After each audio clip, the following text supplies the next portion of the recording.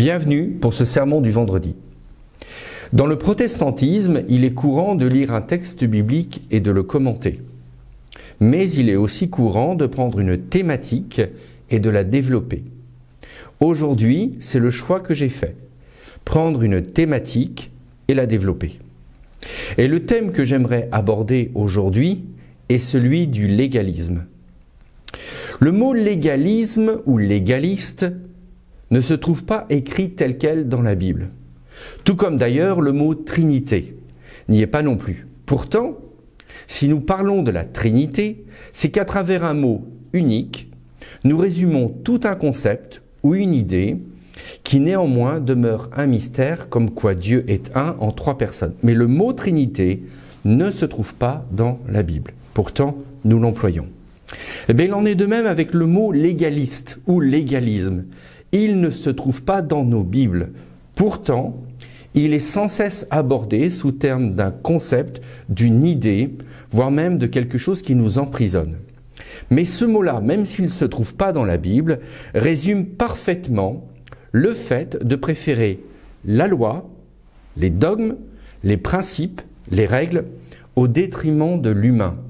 Et il semble que le légalisme soit un mal, si on suit un peu l'histoire de l'Église, mais aussi la compréhension biblique, il semble donc que le légalisme soit un mal qui gangrène la foi de milliers de gens, même si l'on entend toujours parler dans nos milieux protestants, mais aussi dans d'autres traditions chrétiennes, de grâce et de liberté.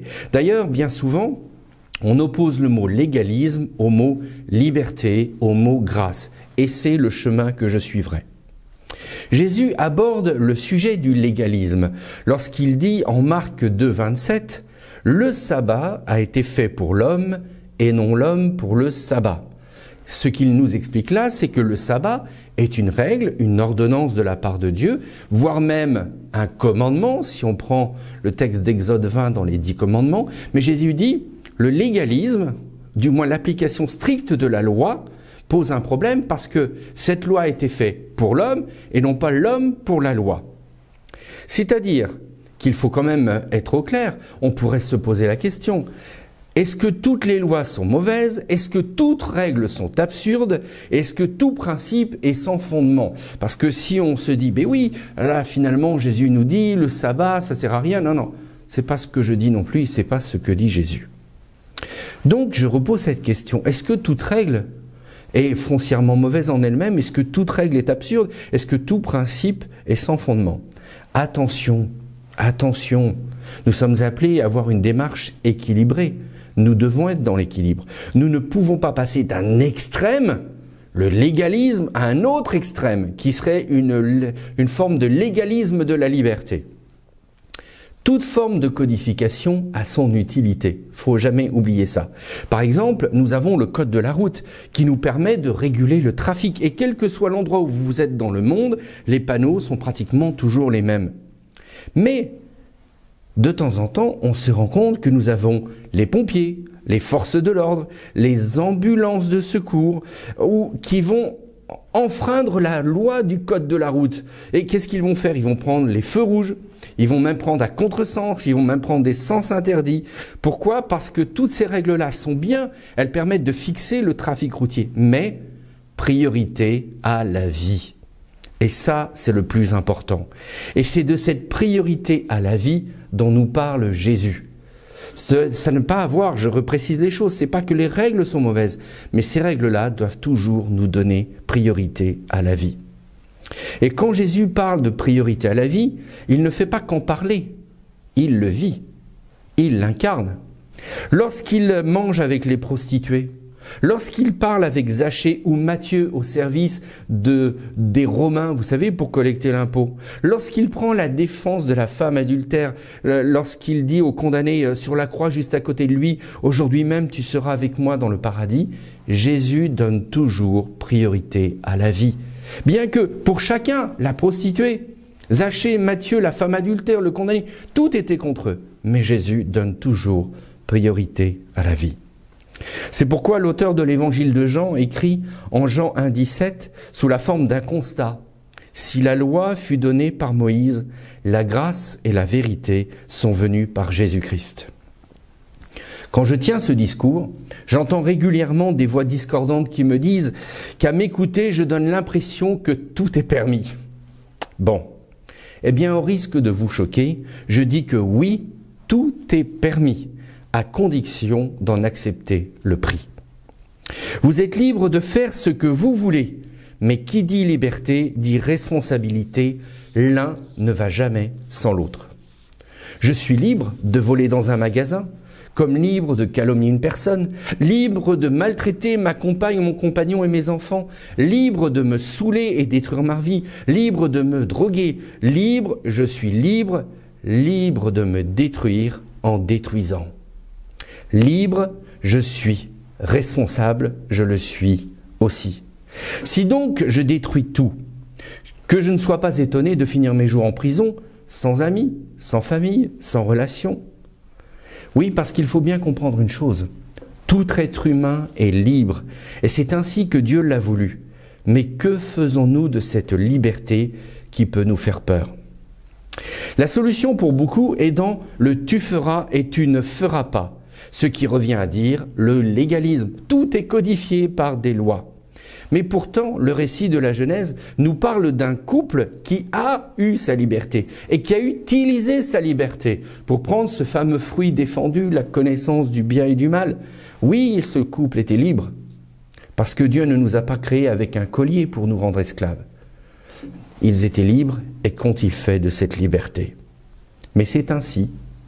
Dieu est esprit, dit Jésus, et là où est l'esprit du Seigneur, là est la liberté, dit l'apôtre Paul en 2 Corinthiens 3, 17. Mais que fais-tu de cette liberté? Car toi et moi, nous sommes libres d'aimer, libres de choisir de construire au lieu de détruire, libres d'encourager au lieu de critiquer, libres de prier ou d'ignorer Dieu. Et si tu as besoin de règles, de lois, de principes, fais en sorte qu'ils soient toujours au service de ta liberté, non qu'ils la contrôlent, car en ce cas, ta liberté, tout comme la mienne, n'est qu'artificielle. À présent, regardons de près la problématique du légalisme dans la communauté chrétienne, où des leaders de tous bords se donnent le droit de définir qui est dans le droit chemin et qui ne l'est pas. Et à ce sujet, en travaillant sur ce thème, je suis tombé sur une citation d'un auteur chrétien américain qui s'appelle Max Lucado, et je voudrais vous lire ce qu'il a écrit. Je l'ai trouvé tellement rempli de bon sens que j'aimerais vraiment que vous puissiez en prendre connaissance, et vous verrez dans le lien sous la vidéo, il y aura un lien vers cette citation. La religion, écrit-il, se divise en deux camps. Celui du légalisme et celui de la grâce.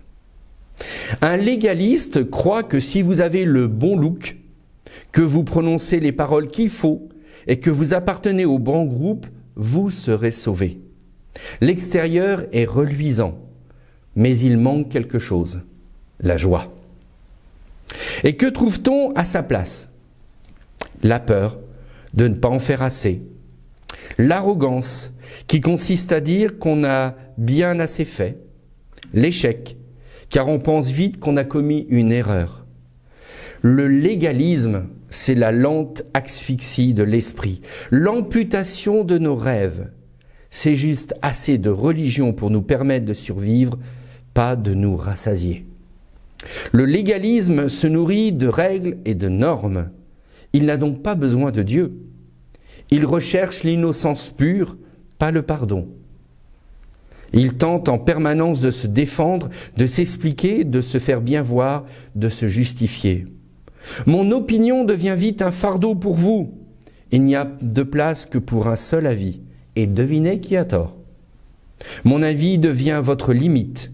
Si vous me contredisez, je suis en droit de mettre en doute non seulement votre droit à la communion avec moi, mais aussi votre salut.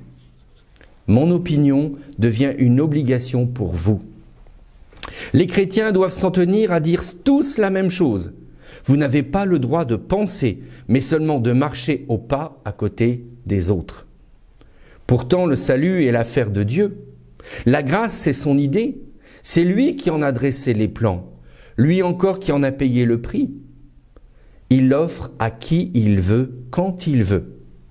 Notre responsabilité est d'informer les gens, pas de les trier. » Fin de citation. Si vous vivez l'Église comme le décrit Max Lucado, trouvez en Jésus-Christ, le Seigneur de la liberté, la force de partir. Je n'ai pas d'autre mot à dire à cela. Car Jésus est venu pour rendre libres les opprimés, pas pour les attacher à un autre poteau de supplice en leur faisant croire qu'ici, les règles sont mieux que là-bas. Cherchez et trouvez des chrétiens libres qui connaissent leur responsabilité d'aimer Dieu et leur prochain comme eux-mêmes. Cherchez et trouvez des chrétiens et chrétiennes libres face à toute forme de sectarisme, de critique, de jeu de pouvoir, où les dominants se donnent le droit de trier entre les bons et les mauvais, sous prétexte qu'ils détiennent notre liberté, dont nous leur avons fait cadeau. Ainsi, mon frère, ma sœur, tu es libre. Libre tu dois rester, car il en va de ton développement spirituel, humain et relationnel. Libre de dire un grand « Oui, je te suis Seigneur » et libre de dire « Je regrette, mais j'ai autre chose à faire », comme ce fut le cas pour le jeune homme riche dont parle Matthieu au chapitre 19 et au verset 22. Et si tu as peur, car la liberté peut parfois faire peur, alors trouve des amis qui sauront te guider, mais jamais te contrôler.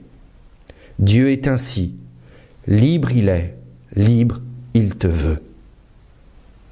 Je voudrais conclure ce sermon en vous rappelant ce que je dis chaque semaine. Vous êtes libre de prendre mes propos ou de les mettre de côté. Vous êtes libre d'analyser ce que je vous ai dit. Vous êtes libre de mettre en doute ce que je vous partage. Vous êtes libre d'aller voir mes sources. Vous êtes libre de faire en sorte que le bon sens humain rencontre toujours l'intelligence de la foi. Mais je voudrais conclure définitivement ce sermon avec juste cette phrase. Si Jésus est venu pour nous affranchir, nous rendre libres, ça veut dire qu'il nous veut esclaves de rien et surtout pas du pouvoir, du légalisme. Méditez cela, car c'est à la liberté que vous avez été appelés, la liberté en Jésus-Christ, de vivre, d'aimer et de vous développer. Que Dieu vous bénisse et vous garde. Amen.